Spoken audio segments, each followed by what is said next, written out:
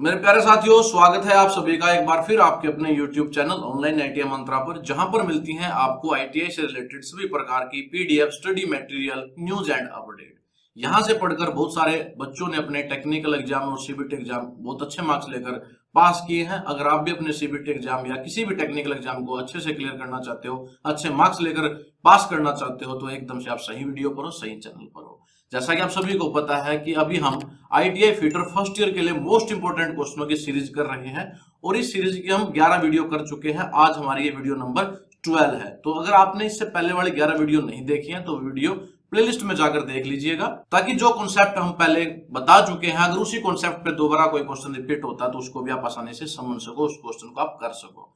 यहाँ पर हम प्रत्येक क्वेश्चन को बहुत अच्छे से समझाते हैं डायग्राम लेकर, और प्रत्येक ऑप्शन को भी समझाते हैं कि भाई इन ऑप्शन में से यही आंसर क्यों हुआ, बाकी आंसर क्यों नहीं हुए, जिससे कि आपको सारे क्वेश्चन अच्छे से याद हो जाते हैं, आपको रटने की जरूरत नहीं पड़ती। इस सीरीज और चैनल की दूसरी वीडियो के अपडेट के लिए हमारा टेलीग्राम चैनल है, उसको ज्वाइन कर लीजिए। व्हाट्सएप चैनल है, उसको भी ज्वाइन कर लीजिए, जिसके लिंक आपको डिस्क्रिप्शन बॉक्स में मिल जाएंगे। और अगर आपने पहले वाली वीडियो देखी है और आपको अच्छे से सारे क्वेश्चन समझ में आए हैं, अगर आप चाहते हो कि हम इसी तरह क्वालिटी कंटेंट आपको प्रोवाइड करते रहें, तो हमारे चैनल की मेंबरशिप है जो 89 रुपीज की है, बहुत कम वैल्यू हमने रखी है, उसको भी ज्वाइन कर लीजिए। उससे हमें हेल्प मिलेगी आपको एक क्वालिटी कंटेंट प्रोवाइड करने में, क्योंकि आपको इस तरह के क्वेश्चन तो दूसरे चैनल पर भी मिल जाएंगे जो केवल आंसर बता देते हैं, जिससे कि आपको आंसर रटने पड़ते हैं और एग्जाम के समय आप भूल जाते हो। लेकिन हमने भाई इसको पूरी सीरीज को इस प्रकार बनाया है, जहां भी हमें जरूरत होती है हम एक्स्ट्रा डायग्राम लेते हैं ताकि आपको क्वेश्चन समझ में आ जाए, प्रत्येक ऑप्शन को समझाते हैं। तो इसमें बहुत समय लगता है, खर्च भी होते हैं स्टूडियो के, कैमरा के, लाइटिंग के। और इस पूरी सीरीज में अगर आपने अभी तक कुछ भी नहीं पढ़ा और इस सीरीज को कर लेते हो, तो मैं गारंटी देता हूं कि आपको एग्जाम 90% मार्क्स से ज्यादा में आप क्लियर कर दोगे। और जो बच्चा मेंबरशिप ज्वाइन कर लेता है, मेरे व्हाट्सएप चैनल पे बता सकता है, मैं आपको इस पूरी सीरीज की पीडीएफ भी वहां पे फ्री में प्रोवाइड कर दूंगा, जिससे कि आपको रिवीजन आसानी हो जाएगी एग्जाम के समय। तो चैनल की मेंबरशिप जरूर ज्वाइन कर लीजिए। और जो बच्चा आज पहली बार आया है, चैनल को भी सब्सक्राइब करके बेल आइकन को हिट करके नोटिफिकेशन ऑन कर लो, ताकि उसको आगे आने वाली जो वीडियो है उसके नोटिफिकेशन मिलते रहे। और अपने दूसरे साथियों के साथ भी इन वीडियोज को ज्यादा से ज्यादा शेयर करें, लाइक करें और कमेंट करके बताया करो कि आपको वीडियो कैसी लगती है। अब शुरू करते हैं हमारी आज की वीडियो। हमारे क्विज के क्वेश्चन है। जैसा कि आप सभी को पता है कि हम एक क्विज का क्वेश्चन लेते हैं पिछली वीडियो से। जिस बच्चे ने पिछली वीडियो ध्यान से देखी होगी, इसका आंसर वो जरूर जानता होगा। तो क्वेश्चन हमारा इस प्रकार से है, name the property of a metal that withstand shock और इंपैक्ट। भाई धातु का वह गुण क्या है जो आघात या प्रभाव को सहन कर लेता है। ऑप्शन आपके पास है टेनासिटी, हार्डनेस, ब्रिटलनेस या टफनेस। भाई ये चारों प्रॉपर्टी मैं अलग अलग क्वेश्चन में बहुत अच्छे से समझा चुका हूं। तो आपको देख लिया आपने कि ये क्वेश्चन बार बार अलग अलग प्रॉपर्टी के साथ रिपीट हो रहा है, और मैंने क्विज में भी इसीलिए लिया है क्योंकि इंपॉर्टेंट क्वेश्चन है। तो आपने बताना है वह धातु का कौन सा गुण है जो शोक, झटके या इंपैक्ट कह लीजिए उनको सहन करने की क्षमता देता है। उस गुण को क्या कहते हैं? कमेंट करके जरूर बताएं इस क्वेश्चन का आंसर ए, बी, सी या डी क्या होगा। अब करते हैं हमारी आज की वीडियो का important question 166। How much carbon content of steel is forgeable. भाई स्टील में कार्बन की कितनी मात्रा फोर्जेबल होती है? ऑप्शन आपके पास है अप टू 1.2%, भाई 1.2% तक, या अप टू 1.7%, सी ऑप्शन है अप टू 1.9% और डी है अप टू 2.1%। तो इस क्वेश्चन को समझने से पहले समझ लेते हैं कि फोर्जेबल क्या होता है, यानी फोर्जिंग प्रक्रिया क्या होती है। तो मैंने यहां लिख भी दिया है, फोर्जिंग एक निर्माण प्रक्रिया है जिसमें धातु को थोड़े से पीटकर, दबाकर या रोल करके उसको आकार दिया जाता है, जैसे कि स्टील की फोर्जिंग। यानी कि धातु को गर्म करके हम थोड़े से पीटकर उसमें जो भी शेप हम चाहते हैं उसको आकार दिया जा सकता है, उस प्रोसेस को फोर्जिंग कहते हैं। तो यहां पर यह पूछा गया है भाई स्टील में कितना कार्बन कंटेंट होना चाहिए कि उसको हम आसानी से उसकी फोर्जिंग कर सकते हैं या फोर्जिएबल वो होता है। तो जितनी कार्बन की मात्रा कम होगी, कार्बन की मात्रा जितनी कम होगी उतना ही वो ज्यादा उसमें फोर्जिंग उसकी की जा सकती है। तो इस क्वेश्चन का जो सही आंसर रहेगा वो है हमारा बी। याद रखना भाई अप टू 1.7%, यानी कि 1.7% तक अगर कार्बन कंटेंट है स्टील में तो उसको आसानी से फोर्ज किया जा सकता है, वो फोर्जेबल होगी। तो आपने ये याद रखना 1.7% इसका आंसर रहेगा, बी पर टिक करेंगे। 1.2 और बेटर तरीके से की जा सकती है, लेकिन अगर 1.2 से ज्यादा भी है तो उसको भी फोर्ज किया जा सकता है। लेकिन अगर 1.7 से ज्यादा है, जैसे कि 1.9 है या 2.1 है, तो उसको फोर्ज आसानी से नहीं किया जा सकेगा। तो इसलिए इसका आंसर क्या रहेगा? Up to 1.7%। नेक्स्ट क्वेश्चन हमारा 167, which cutting fluid used for drilling in the cast iron. कच्चे लोहे में ड्रिलिंग के लिए कौन सा कटिंग द्रव्य का प्रयोग किया जाता है। भाई ये पूछ रहा है कि अगर कास्ट आयरन में ड्रिल करना हो तो ड्रिल करते समय हम कौन से कटिंग फ्लूइड का प्रयोग करते हैं। आप सभी को पता है ड्रिलिंग करते समय कोई ना कोई कटिंग फ्लूइड उसमें यूज किया जाता है। कटिंग फ्लूइड का महत्व क्या है, क्यों इसका यूज किया जाता है, इससे जब ड्रिलिंग करते समय जो गर्मी होगी वो गर्मी बाहर निकल जाती है, हीट बाहर निकल जाती है और टूल का वियर एंड टियर बहुत कम होता है और आसानी से उसको हम ड्रिल कर सकते हैं। तो यहाँ पूछा गया कास्ट आयरन में कौन से कटिंग फ्लूइड का यूज करते हैं। ऑप्शन आपके पास है ड्राई एयर जेट यानी कि शुष्क वायु जेट, बी है सोल्यूबल ऑयल घुलनशील तेल, सी है मिनरल ऑयल खनिज तेल, या वेजिटेबल ऑयल यानी कि वनस्पति तेल।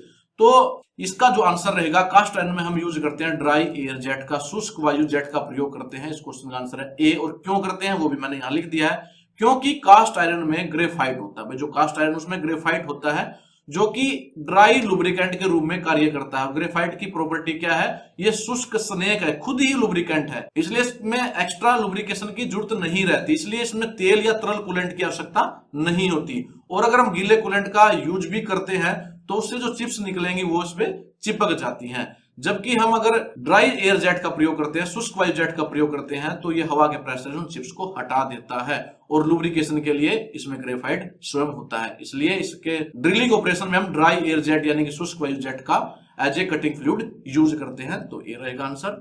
नेक्स्ट क्वेश्चन हमारा 168, name the part marked as x in the radial drilling machine. भाई ये रेडियल ड्रिलिंग मशीन है, इसका क्वेश्चन पहले भी आ चुका है। अब इसमें पूछा गया है ये जो पार्ट है जिसको यहाँ पर मैं लिख भी देता हूं एक्स कहा गया है, इसका नाम बताना है ये वाले पार्ट का। तो ऑप्शन आपके पास है बेस यानी कि आधार, बी है स्पिंडल यानी कि धुर्रा, सी है हमारा रेडियल आर्म, या डी है स्पिंडल हेड। तो जो ये पार्ट है जो पहले क्वेश्चन आया था उसमें मैंने प्रत्येक पार्ट का जिक्र किया था, तो ये वाला पार्ट है इसको बोलते हैं हम स्पिंडल हेड। इस क्वेश्चन का आंसर क्या रहेगा हमारा डी रहेगा। और स्पिंडल हेड में गियर और ये जिस प्रकार की मोटरें हैं ये सारी अटैच होती हैं। साथ के साथ स्पिंडल हेड में यहाँ पर स्पिंडल भी लगा होता है जहां पर ड्रिल बिट लगाकर हम ड्रिलिंग करते हैं। तो ये जो दूसरे पार्ट है वो नहीं होंगे इसका आंसर, क्योंकि बता देता हूं बेस हमारा यहाँ पर है, रेडियल आर्म हमारी ये है और स्पिंडल मैंने बताया है यहाँ पर जहां पर ड्रिल फिट होती है स्पिंडल होता है। तो ये जो पूरा असेंबली है इसको क्या बोला जाता है, स्पिंडल हेड कहा जाता है। तो इस क्वेश्चन का आंसर क्या रहेगा डी रहेगा। नेक्स्ट क्वेश्चन हमारा 169, select the spindle speed in RPM for HSS. HSS का मतलब है high speed steel, drill diameter of 24 mm and cutting speed 30 metre पर minute to drill the mild steel. भाई इस क्वेश्चन में क्या पूछा गया है, एचएसएस ड्रिल जिसका व्यास 24 मिलीमीटर है, काटने की गति 30 मीटर पर मिनट है, के लिए मृदु इस्पात यानी कि जो माइल्ड स्टील है उसको ड्रिल करने के लिए स्पिंडल की गति आरपीएम में कितनी होनी चाहिए आपने कैलकुलेट करना है। भाई अगर ड्रिल का जो डायमीटर है वो 24 मिलीमीटर दिया है, कटिंग स्पीड हमने 30 मीटर पर मिनट रखनी है, तो हमें जो ड्रिलिंग करनी है किसमें करनी है, माइल्ड स्टील में करनी है, तो हमें स्पिंडल की स्पीड कितनी रखनी पड़ेगी। एक तरह से न्यूमेरिकल है और इस न्यूमेरिकल को समझाऊंगा मैं अगले पेज पर। अब देखो ध्यान से इसको कैसे करना है आपको। इसको सोल्व करने के लिए हम क्या करेंगे, जो स्पिंडल स्पीड है जिसको हम बोलते हैं एन, उसको निकालने का जो फार्मूला है वो है 1000 गुणा v divided by pi into D. D क्या हमारा डायमीटर है ड्रिल बिट का जो कि दिया गया हमें 24 मिलीमीटर। पाई की वैल्यू हम लेते हैं 3.14, ये हमारी स्टैंडर्ड वैल्यू कांस्टेंट होता है। जो v है हमारी ये जो वैल्यू दी गई है कितनी दे रखी है, 30 मीटर पर मिनट दी गई है। अब इन वैल्यूज को इस फार्मूले में पुट कर देंगे तो हमारा आंसर आ जाएगा, इसको आप निकाल लेना। जैसे कि 1000 गुणा वेलोसिटी यानी कि स्पीड कितनी है 30 है, इसको यहाँ पुट कर देंगे। पाई की वैल्यू मैंने बताई थी 3.14 लेते हैं और डी जो डायमीटर वो कितना है 24 mm है। तो इसको जब सोल्व करेंगे तो ये आ जाएगा हमारा, ऊपर जब गुणा करेंगे तो ऊपर कितना बन जाएगा 30,000 बन जाएगा और नीचे बन जाएगा हमारा 75.36। इसको डिवाइड करेंगे तो ये हमारा आ जाएगा, यहाँ पर मैंने लिख भी दिया है 398 आरपीएम, जो कि लगभग कितना होता है हमारा 400 आरपीएम। तो इस क्वेश्चन का आंसर क्या हो जाएगा, सी हो जाएगा। बाकी ऑप्शन देखने की जरूरत नहीं है, ये न्यूमेरिकल था, ये निकाल कर ही देखना पड़ेगा। तो इस क्वेश्चन का आंसर हम लेंगे 400 आरपीएम, जो कि नजदीकी वैल्यू हमारी 398 की। नेक्स्ट क्वेश्चन करते हैं हमारा 170, which one is used to bring the plate closely together after inserting the rivet in the hole। भाई छेद में रिविट डालने के बाद प्लेटों को आपस में जोड़ने का या पास पास लाने के लिए किसका उपयोग किया जाता है। ऑप्शन आपके पास है ड्रिफ्ट, बी है डोली, सी है रिविट सेट और डी हमारा कोल्किंग टूल। तो इस क्वेश्चन को समझा देते हैं हम। जब हम दो प्लेटों में रिवेटिंग करते हैं भाई, ये होते हैं रिवेट, आपने देखे भी होंगे बाल्टी में, टोकनी में, बर्तनों में, बॉयलर में, शिप में, बहुत जगह यूज किया जाता है इनको, रिवेट्स को दो प्लेट को जोड़ने के लिए। तो इसमें क्वेश्चन में पूछा गया है कि प्लेट के जो छिद्र हमने कर दिए, रिवेट को डालने से पहले एक छेद किया जाता है, उस छेद में जैसे हमने ये रिवेट अंदर यहाँ पर डाल दिया है। अब रिवेट को डालने के बाद उन दो प्लेटों को, जैसे यहाँ पर दो प्लेट कौन सी है, एक प्लेट ये है और एक प्लेट हमारी ये है, इन दो प्लेटों को जोड़ के उसमें क्या डाल दिया हमने, रिवेट डाल दिया। अब इसमें रिवेट डालने के बाद ये दो प्लेट दूर ना चले जाए, इनको पास पास लाने के लिए किसका उपयोग किया जाता है, ये पूछा गया है इस क्वेश्चन में। तो प्लेटों को पास पास लाने के लिए रिवेट सेट का प्रयोग किया जाता है। इस क्वेश्चन का आंसर क्या होगा हमारा, सी होगा। सी पर क्लिक करेंगे और मैंने यहाँ पर ये डायग्राम इसीलिए लिया है ताकि आप समझ भी जाओ भाई, ये रिवेट है, रिवेट को हमने यहाँ डाल दिया और रिवेट सेट का प्रयोग यहाँ पर मैंने लिखा है, ये क्या हमारा रिवेट सेट है, इसका प्रयोग इन दोनों प्लेटों को नजदीक या पास पास लाने के लिए किया जाता है ताकि इसकी मिस अलाइनमेंट ना हो जाए। तो इस क्वेश्चन का आंसर सी रहेगा। बाकी ऑप्शन भी समझा देता हूं, क्वेश्चन इंपॉर्टेंट है। ड्रिफ्ट, डोली, कोल्किंग टूल सभी पे क्वेश्चन आपको मिल जाएगा। तो ये जो ड्रिफ्ट है, इस टूल का प्रयोग किया जाता है भाई अलाइनमेंट के लिए। जो दो प्लेटों में छिद्र होते हैं, होल होते हैं, इन होल्स को अलाइनमेंट करने के लिए, सीध में लाने के लिए ड्रिफ्ट का प्रयोग किया जाता है। जो डोली होता है, डोली टूल, इसका प्रयोग किया जाता है। देखो हमारा रिवेट है, इसमें एक हेड ऑलरेडी होता है, ये हेड हमारा ऑलरेडी है, यहाँ पर देखो नीचे ये फिट कर रखा हमने यहाँ पर हेड। ऊपर से जब हम रिवेट पे चोट लगाते हैं थोड़े से, तो दूसरा हेड बनाते हैं, वो सेकेंडरी हेड होता है। तो जो पहले वाला हेड बना हुआ है ये खराब ना हो जाए, इसको सेफ रखने के लिए, इसको सपोर्ट देने के लिए डोली टूल का यूज किया जाता है, ये भी आपने याद रखना है। कोल्किंग टूल और हमारा फुल रिंग टूल है, ये रिवेटिंग के बाद की प्रक्रिया है। इसमें क्या करते हैं हम, जो जोड़ हमने लगाया है, जो रिवेटिंग की है, उसको लीक प्रूफ बनाने के लिए प्रयोग किया जाता है हमारा कोल्किंग और फुल रिंग टूल का, वो आगे हम पढ़े। उम्मीद है क्वेश्चन आपको समझ में आ रहे होंगे सारे। अगर क्वेश्चन अच्छे से समझ में आ रहे हैं तो वीडियो को प्लीज लाइक कर दीजिए, हर वीडियो की तरह कमेंट भी करके बताइए आपको वीडियो कैसी लग रही है। नेक्स्ट क्वेश्चन हमारा 171, what is the use of the bent snip, भाई मुड़े हुए स्निप का उपयोग क्या है। ऑप्शन आपके पास है, ग्रूव कट यानी कि नाली काटना, जिगजैग कटिंग करना, स्ट्रेट कटिंग करना या सर्कुलर कटिंग करना। तो जो बेंट स्निप होता है वो दिखने में हमारा ऐसा होता है, समझाने के लिए मैंने डायग्राम लिया, क्वेश्चन के साथ नहीं मिलेगा। ये डायग्राम अगर ऐसा दे के पूछ भी ले भाई ये किसका डायग्राम है, तो ये किसका है, बेंट स्निप का। और कैसे पहचान होती है, जो अगला सिरा होता है ये मुड़ा होता है, थोड़ा सा बेंट होता है, ये ब्लेड हमारा क्या होता है, मुड़ा हुआ होता है। और इसका प्रयोग किस लिए करते हैं, सर्कुलर कटिंग के लिए करता है। जो गोलाकार कट काटने होते हैं हमारे शीटों में, प्लेट्स में, सर्कुलर कटिंग के लिए, गोलाकार कटिंग के लिए हम बैंड स्निप, मुड़े हुए स्निप का प्रयोग करते हैं। तो इसको इसका आंसर क्या हो जाएगा, डी हो जाएगा। एक प्रकार की ये शीट को काटने वाली कैंची होती है। नेक्स्ट क्वेश्चन हमारा 172, name the part of a lever shear marked as x, भाई लीवर कतरने के उस भाग का नाम बताइए जिसे एक्स के रूप में चिन्हित किया गया है। ये जो डायग्राम है इधर वाला आपको क्वेश्चन के साथ मिलेगा, ये हमारा किसका डायग्राम, लीवर शीयर का, यानी कि हाथ से जो कटिंग करते हैं, लीवर की मदद से कटिंग करते हैं दो प्लेटों की, उसका ये डायग्राम है। तो यहाँ पर ये जो नीचे दिखाया गया है, इसको एक्स लिखा है, इसका आपने नाम बताना है। ऑप्शन आपके पास है, बेस प्लेट, बी है लीवर आर्म, सी है हमारा लोअर ब्लेड और डी है हमारा अपर ब्लेड। तो ये जो एक्स है हमारा, ये नीचे जो दिखाया गया है, ये है हमारा लोअर ब्लेड। इस क्वेश्चन का आंसर क्या हो जाएगा, हमारा सी हो जाएगा, लोअर ब्लेड है। और ये जो लीवर शीयर होता है दिखने में ऐसा होता है, भाई आपने देखा भी होगा वर्कशॉप में या किसी इंडस्ट्री में या कभी विजिट किया होगा, तो चादर को काटने के लिए इसका प्रयोग किया जाता है। ये हमारा ऊपर वाला ब्लेड होता है जिसको हम अपर ब्लेड कहते हैं। यहाँ दोनों डायग्राम में आप देख सकते हो, ये अपर ब्लेड है, ये नीचे हमारा लोअर ब्लेड है भाई। तो लोअर ब्लेड हमारा फिक्स होता है, ये भी याद रखना, ये फिक्स होता है। और जो अपर ब्लेड होता है ये लीवर की मदद से ऊपर या नीचे कटिंग के लिए हम इसको मूव कर सकते हैं, तो ये हमारा मूवेबल ब्लेड होता है। तो इस क्वेश्चन का आंसर रहेगा हमारा लोअर ब्लेड। अगर ऊपर वाला पूछ ले, यहाँ पर जो दिया गया है, तो उसका भी आपको पता होना चाहिए, ये हमारा अपर ब्लेड है, यहाँ पर ये अपर ब्लेड है, ये हमारा लीवर आर्म है, ये हमारा बेस प्लेट है। नेक्स्ट क्वेश्चन करते हैं हमारा 173, name the sheet metal operation, sheet metal operation का नाम बताए। ये जो डायग्राम आपको क्वेश्चन के साथ दिया गया है, इस क्वेश्चन के डायग्राम को देख के आपने बताना कौन सा ऑपरेशन इस पर किया जा रहा है। ऑप्शन आपके पास है ग्रूविंग, बी है नोचिंग, सी है बेंडिंग और डी हमारा फोल्डिंग। तो याद रखना इस ऑपरेशन से, यहाँ पर हमारा हैमर है, हैमर से चोट कर रहे हैं। और ये जो टूल है भाई, ये टूल को हम ग्रूवर बोलते हैं। क्या बोलते हैं, ग्रूवर बोलते हैं। और इस ग्रूवर की मदद से जो ऑपरेशन किया जा रहा है उसको क्या बोलेंगे, ग्रूविंग बोलेंगे। तो इस क्वेश्चन का आंसर क्या हमारा ए है। इस टूल का नाम भी याद रखना, टूल भी पूछ लेता कभी कभी डायग्राम देकर कि ये कौन सा टूल है।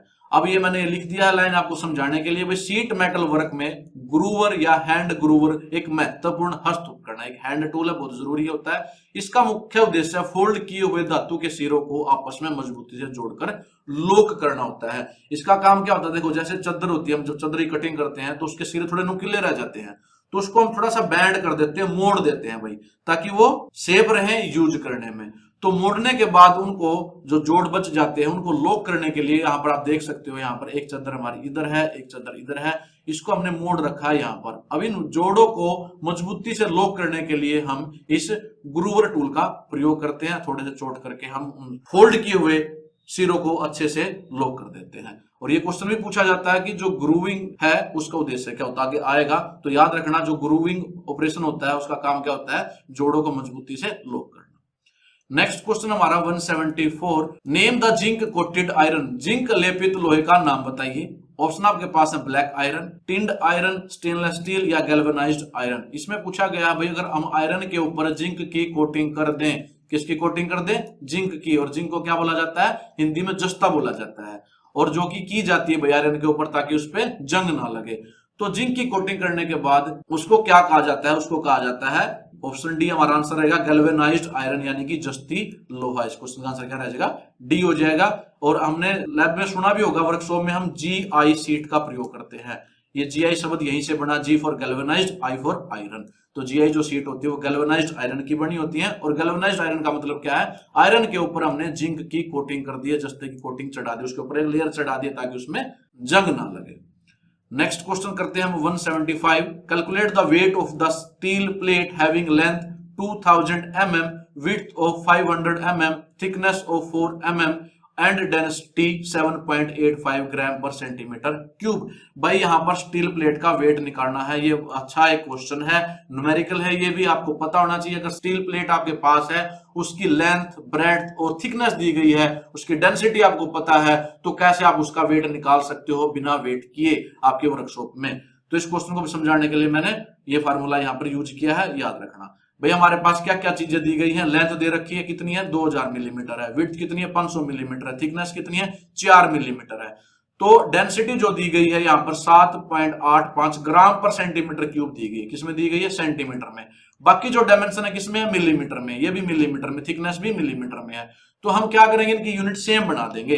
पहले मिलीमीटर को किसमें कन्वर्ट कर देते हैं, सेंटीमीटर में कन्वर्ट कर लेते हैं। तो लेंथ कितनी हो जाएगी, 2000 मिलीमीटर है, इसको 10 से डिवाइड कर दो, 200 सेंटीमीटर हो जाएगी हमारी लेंथ। विड्थ इसको 10 से डिवाइड कर दो, 50 सेंटीमीटर इसकी विड्थ हो जाएगी। थिकनेस 4 mm को 10 से करोगे तो 0.4 सेंटीमीटर हो जाएगी। डेंसिटी ऐसे कैसे लेनी है, 7.85 ग्राम पर सेंटीमीटर क्यूब। तो इसके लिए हम सबसे पहले निकालेंगे वॉल्यूम। भाई शीट का वॉल्यूम कितना है, शीट का वॉल्यूम निकालने के लिए फार्मूला क्या होता है हमारा, L गुणा W गुणा T, यानी कि लेंथ गुणा विड्थ गुणा थिकनेस। तीनों जो डायमेंशन को गुणा कर दो, तो तीनों डायमेंशन 200 गुणा 50 गुणा 0.4, इसको गुणा करोगे तो कितना आ जाएगा, 4000 सेंटीमीटर क्यूब इसका वॉल्यूम आ जाएगा। अब इस वॉल्यूम को सीधा डेंसिटी से गुणा कर दो, क्या आ जाएगा हमारा, वेट आ जाएगा। तो वेट क्या होता है, वॉल्यूम गुणा डेंसिटी। वॉल्यूम कितना हमारा 4000, डेंसिटी कितनी है 7.85। तो इसको जब गुणा करोगे तो वो कितना आ जाएगा, 31400 ग्राम। ये किसमें है, ग्राम में है, लेकिन ऑप्शन हमारी किलोग्राम में है। तो किलोग्राम में कन्वर्ट करने के लिए हम क्या करेंगे, इसको 1000 से डिवाइड कर देंगे, क्योंकि 1 किलो में कितने ग्राम होते हैं, 1000 ग्राम होते हैं। तो वेट कितना आ जाता है, 31.4 किलोग्राम इसका आंसर हो जाएगा। ऑप्शन में देख लेते हैं कहां पर है, ये हमारा बी ऑप्शन है, 31.4 किलोग्राम इसका आंसर रहेगा। तो सिंपल सा ये न्यूमेरिकल था, या आप इसको सीधा ऐसे याद रख सकते हो। जब वेट निकालना हो तो डेंसिटी को गुणा कर दो लेंथ से, ब्रेड से, थिकनेस से, यानी कि जो भी 4 के 4 हमें वैल्यू दी गई, इनको सेम यूनिट में कन्वर्ट करने के बाद सबको गुणा कर दो तो क्या आ जाएगा, हमारा प्लेट का वेट आ जाएगा।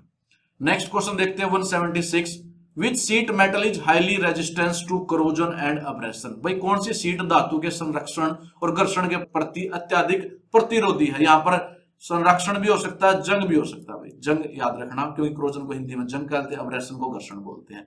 तो ये पूछा गया है, 4 ऑप्शन जो दिए गए हैं इनमें से कौन सी धातु सबसे ज्यादा जंग और घर्षण का प्रतिरोध करती है। ऑप्शन आपके पास है कॉपर यानी कि तांबा, ब्लैक आयरन काला लोहा, एल्यूमिनियम, या डी गैल्वेनाइज्ड आयरन जस्ती लोहा। अभी हमने पिछले क्वेश्चन में देखा भी था, जीआई शीट के बारे में हमने देखा था कि आयरन के ऊपर अगर हम जिंक की लेयर चढ़ाते हैं उसको गैल्वेनाइज्ड आयरन कहा जाता है। तो इस क्वेश्चन को देखो, कॉपर क्या है, कॉपर में भी जंग नहीं लगता भाई, लेकिन ये घर्षण प्रतिरोधी नहीं होती, इसमें घर्षण से ये वियर टीयर होना शुरू हो जाता है। इसका आंसर नहीं होगा इसलिए। ब्लैक आयरन, इसमें जंग लग जाती है, जो ब्लैक आयरन होता है जल्दी पकड़ता है, तो ये भी आंसर नहीं होगा। अब दो बचते हैं हमारे पास option, aluminium and galvanised iron. भाई जो एल्यूमिनियम होता है ये ऑटोमेटिक इसके ऊपर एक लेयर होती है, एल्यूमिनियम ऑक्साइड की एक लेयर होती है जो इस पे जंग नहीं लगने देती, और अब्रेशन भी इसमें कम होता है। तो इस क्वेश्चन का आंसर तो क्या हो जाएगा हमारा, सी हो जाएगा। सी पर हम टिक करेंगे। डी जो आंसर है गैल्वेनाइज्ड आयरन, अगर हम खाली आयरन की बात करते तो जंग लगता है, उसके ऊपर जिंक की लेयर चढ़ा दी तो जंग इस पर भी नहीं लगता, और ये एल्यूमिनियम से थोड़ा हार्ड भी होता है, तो इसमें जो घर्षण का प्रतिरोध है एल्यूमिनियम के बजाय ज्यादा होता है। लेकिन हमने आंसर में क्यों नहीं इसको टिक किया, क्योंकि जब तक ये उसके ऊपर जिंक की लेयर रहती है तभी तक इस पे जंग नहीं लगता, लेकिन जैसे ही वो लेयर हट जाती है तो इस पे जंग लगना शुरू हो जाता है। इसलिए हमने आंसर में क्या लिया, एल्यूमिनियम। हालांकि एल्यूमिनियम आयरन से कम मजबूत होता है, थोड़ा सा ज्यादा सॉफ्ट होता है आयरन के बजाय, लेकिन एल्यूमिनियम में नेचुरल लेयर होती है जो उसको जंग से बचाती है, अब्रेशन से बचाती है। तो इसका आंसर क्या रहेगा हमारा, सी रहेगा। सी पर टिक करेंगे। अगर एल्यूमिनियम नहीं दिया होता तो हम गैल्वेनाइज्ड आयरन पर भी इस क्वेश्चन को टिक कर सकते थे। तो ऑप्शन के हिसाब से आपने क्वेश्चन के आंसर को मार्क करना है, याद रखना ये बात। नेक्स्ट क्वेश्चन हमारा 177, what is the formula to calculate the size across flat to flat of a regular hexagon. भाई नियमित षटभुज के समतल से समतल तक के आकार की गणना करने का सूत्र क्या है। षटभुज क्या होती है, जिसकी 6 साइडें होती हैं इस प्रकार से।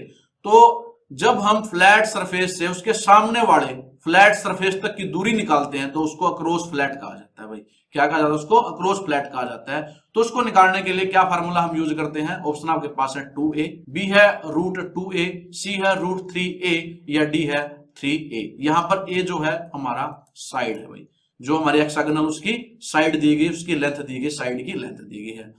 तो याद रखना इस क्वेश्चन का आंसर, जो इसका मान होता है हमारा फ्लैट से फ्लैट के साइज निकालने का, वो क्या होता है, साइड इंटू √3, यानी 3 रूट इंटू ए। इस क्वेश्चन का आंसर क्या हो जाएगा, सी हो जाएगा। √3 को गुणा कर दे हम ए से, ए का मतलब क्या है यहाँ पर साइड ऑफ द हेक्सागन, इसकी लंबाई से गुणा कर दे तो हमारा अक्रॉस फ्लैट हमारा साइज आ जाएगा। तो इसका फार्मूला ये है। और इसमें भी जो अंडर है ए के ऊपर नहीं आएगा भाई, ये थोड़ा सा इसमें भी मिस प्रिंट है, √3 अलग है, गुणा में ए होगा, ए के ऊपर रूट नहीं होना चाहिए इस क्वेश्चन में। तो सी पर टिक करेंगे इस क्वेश्चन के लिए। नेक्स्ट क्वेश्चन हमारा 178, what is the use of stakes in sheet metal work. Sheet metal में स्टेक्स का क्या उपयोग होता है। ऑप्शन आपके पास है रेस्ट ऑफ द वर्क, बाकी कामों के लिए, सपोर्टिंग पीस है, एक सहायक टुकड़ा है, सी है शार्पनिंग, मेटल को तेज करने के लिए, डी है फोल्डिंग शेप, किसी शेप्स में फोल्ड करने के लिए। तो जो स्टेक्स हैं, आगे बहुत सारे क्वेश्चन भी आएंगे इस पर, स्टेक के अलग अलग टाइप के स्टेक होते हैं। स्टेक हमारा एक हेल्पिंग पीस होता है, सपोर्टिंग पीस होता है। तो इस क्वेश्चन का आंसर क्या हो जाएगा हमारा, बी हो जाएगा, यानी कि सपोर्टिंग पीस होता है, सहायक टुकड़ा होता है। मैंने यहां लिख भी दिया, जब शीट मेटल को बैंड करना हो, फॉर्म करना हो, सीम यानी कि जोड़ लगाने हो, मोड़ना हो, कोई भी शेप देनी हो, तो शीट को किसके ऊपर रखा जाता है भाई, स्टेक के ऊपर रखा जाता है। स्टेक के ऊपर रख के सपोर्ट दिया जाता है। तो एक प्रकार से स्टेक क्या होता है हमारा, एक हार्डन स्टील का बना हुआ एनविल टूल होता है। जो आपका बड़ा एनविल होता है, उस एनविल में इसको फिट किया जाता है। फिट करके यहाँ पर सीटों को रख के जो भी ऑपरेशन करना होता है, बेंडिंग करनी हो, फॉर्मिंग करनी हो, सीमिंग करनी है, कोई भी शेप देनी हो, तो इसके ऊपर रख के किया जाता है। तो एक प्रकार से स्टेक क्या हुआ हमारा, सपोर्टिंग पीस हुआ। तो इस क्वेश्चन का आंसर क्या हो जाएगा हमारा, बी हो जाएगा। आगे अलग अलग तरह के स्टेक पढ़ेंगे, उसमें आगे वाली वीडियो में जो स्टेक का कॉन्सेप्ट है और अच्छे से क्लियर हो जाएगा। नेक्स्ट क्वेश्चन हमारा 179, what is the material of the shoulder. भाई शोल्डर के लिए जो सामग्री उपयोग की जाती है वो कौन सी होगी। ऑप्शन आपके पास है वेल्डिंग रोड, बी है सिंथेटिक एलिमेंट, सी है प्योर मेटल या अलोए यानी कि शुद्ध धातु या मिश्रित धातु, डी है नॉन मेटेलिक एलिमेंट अधातु तत्व। तो सोल्डरिंग क्या होती है उसको समझाने के लिए मैंने एक डायग्राम लिया है। देखो इसके हाथ में क्या है, ये शोल्डर टूल है और इधर से ये सोल्डरिंग कर रहे हैं। यहाँ पर ये यहाँ पे इस गर्म करके, आपने देखा होगा जो टीवी रेडियो आदि ठीक करते हैं, टाके लगाने के लिए इसका यूज किया जाता है सोल्डरिंग का। तो ये जो सोल्डरिंग कर रहे हैं इसके हाथ में है, ये जो धातु कौन सी है ये पूछा गया है। तो वेल्डिंग रोड बिल्कुल नहीं, वेल्डिंग रोड नहीं है, ये आंसर नहीं होगा। सिंथेटिक एलिमेंट का प्रयोग नहीं करते, ये भी आंसर नहीं है। प्योर मेटल या अलोय, बिल्कुल इस क्वेश्चन का आंसर क्या हो जाएगा, जो सोल्डरिंग करते हैं हम, उस सोल्डरिंग में जो धातु प्रयोग की जाती है तो वो शुद्ध धातु होती है या मिश्रित धातु होती है, दो धातुओं को मिलाकर बनाया जाता है। तो इस क्वेश्चन का आंसर क्या हो जाएगा, सी हो जाएगा। नॉन मेटेलिक एलिमेंट जो अधातु तत्व, उनका प्रयोग भी नहीं किया जाता है, ये धातु ही यूज की जाती है। और कौन सी धातु होती है, तो शुद्ध होती है या मिश्रित होती है। ज्यादातर इसमें हम टिन और लेड का प्रयोग करते हैं भाई, ये भी आप याद रख सकते हो। क्वेश्चन में अगर आंसर में ये दे रखा होता तो ये भी हमारा आंसर हो सकता था, टिन और लेड। तो तो यहाँ पर वो नहीं दे रखा है, ये प्योर मेटल कहा है या अलॉय, यानी कि शुद्ध धातु या मिश्रित धातु का प्रयोग करते हैं हम सोल्डरिंग करने के लिए। नेक्स्ट क्वेश्चन और आज की वीडियो का लास्ट क्वेश्चन है 180, which flux used for the soldering steel. भाई स्टील को सोल्डर करने के लिए किस फ्लक्स का उपयोग किया जाता है।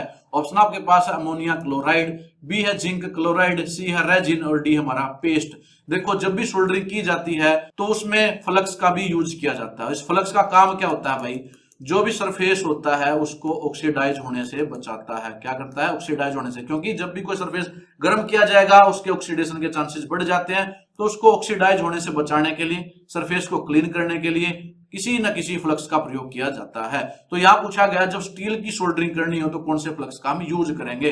तो याद रखना स्टील की सोल्डरिंग के लिए हम यूज करते हैं भाई अमोनिया क्लोराइड का। तो इस क्वेश्चन का आंसर क्या हो जाएगा, हमारा ए हो जाएगा। और देखो मैंने यहां लिख भी दिया, स्टील यानी कि लोहे को सोल्डर करने के लिए आमतौर पर अमोनिया क्लोराइड का उपयोग किया जाता है। ये एक सफेद रंग का ठोस क्रिस्टलीय पदार्थ होता है जिसे पाउडर के रूप में उपयोग किया जाता है। किसमें, पाउडर की फॉर्म में ये होता है अमोनिया क्लोराइड, और इसका यूज किया जाता है हमारे स्टील के लिए। बाकी ऑप्शन में देख लो, जिंक क्लोराइड है, इसका प्रयोग हम कॉपर में ज्यादा करते हैं, ब्रास में यूज करते हैं या टिन में यूज करते हैं। आपने ये भी याद रखना, आगे क्वेश्चन आएगा। Zinc chloride copper, brass, tin में यूज किया जाता है। रेजिन जो है, जो वायर होती है हमारी इलेक्ट्रिकल की, वहां यूज करते हैं। पेस्ट, ये कोई स्पेसिफिक आंसर नहीं हुआ, पेस्ट तो किसी भी चीज का हो सकता था, ये भी आंसर नहीं होगा। तो यहां याद रखना, स्टील की सोल्डरिंग करते समय अमोनिया क्लोराइड नामक फ्लक्स का यूज किया जाता है। और फ्लक्स का काम क्या होता है, सरफेस को क्लीन करना और उसको ऑक्सीडाइज होने से बचाना। तो मेरे प्यारे साथियों, ये थे हमारे आज के वीडियो के नेक्स्ट 15 इंपॉर्टेंट क्वेश्चन। उम्मीद करता हूं कि आपको सारे क्वेश्चन अच्छे से समझ में आए होंगे। अगर आपको वीडियो अच्छी लगी है, सारे क्वेश्चन आपको अच्छे से समझ में आए, तो हर वीडियो की तरह इस वीडियो को भी लाइक करें और कमेंट करके बताएं कि आपको वीडियो कैसी लगी और कहां से आप ये वीडियो देख रहे हैं। अपने नाम के साथ ये भी कमेंट जरूर करें। जो ज्यादा लाइक करेगा, कमेंट करेगा, उसको मैं पीडीएफ फ्री में प्रोवाइड करूंगा, जैसा कि मैंने आपको वादा कर रखा है। इसके अलावा हमारे चैनल को भी सब्सक्राइब कर लीजिएगा अगर आप पहली बार चैनल पर आए हो तो। इसके अलावा हमारे चैनल की मेंबरशिप ज्वाइन कर लीजिए। हो सकता है आने वाली जो वीडियो है वो तभी अनलॉक हो पाए जब आपने मेंबरशिप ले रखी होगी। तो धन्यवाद आप सभी का वीडियो देखने के लिए। जल्द ही मिलेंगे अपनी नेक्स्ट वीडियो में, तब तक के लिए जय हिंद, जय भारत।